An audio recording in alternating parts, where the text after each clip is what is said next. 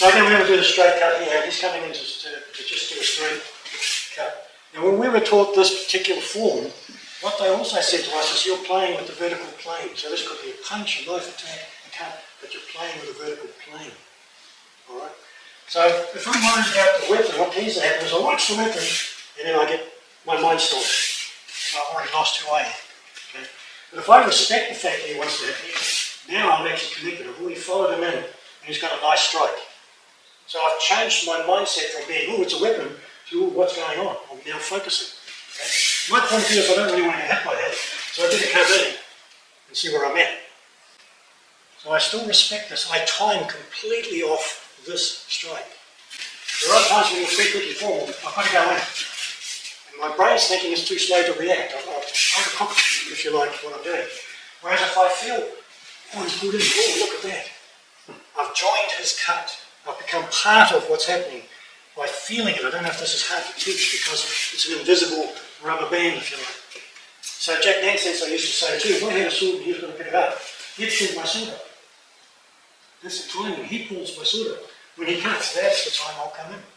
So I'm completely timing off what's coming. Once I can do that, I can choose to go in really much the wrong time. So I'm going to come in early. I'm going to be late. So this is, are you leading, are you following? Are you in tune? These are all things that you should be able to do. Oh, I can adjust it all the time. It's all about where am I in unison with what's going on in this world. So if we're going to do this, we'll go to the cut here, and we'll come in here. And the reason I'm going to go here is because his posture's gone. Alright?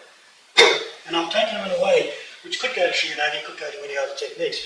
But the main thing is by the time he's finished his cut, his posture is already compromised. So when he wants to lift, what he finds is, hang on, that's a little bit more difficult than I was expecting. So again, one of my gripes with form is you do form, but there's no connection. So we're neutral. So now I realise that when he does the next thing, where am I going with that?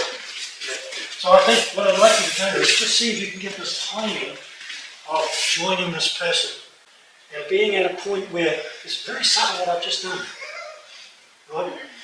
A little motion towards his neck has put his shoulder off over this hip, which is grounding that foot, and I'm dropping body weight in as well. So now suddenly he's like, oh, what just happened? And again, this is all this thing about me becoming part of what's going on. This stuff we can add in. All the other stuff we can add in. Because now we feel good in what we're doing, or we feel comfortable in who we are to deal with that situation. So when he's coming in, the main thing is you're not trying to avoid and then come in. Because now what I've done is I've disconnected. Because when I go around here, I disconnect to try and reconnect, and he's already tracked you. What I'm doing is trying to become part of his motion. Alright? He hits himself. You shouldn't do that. Don't see me. Yes.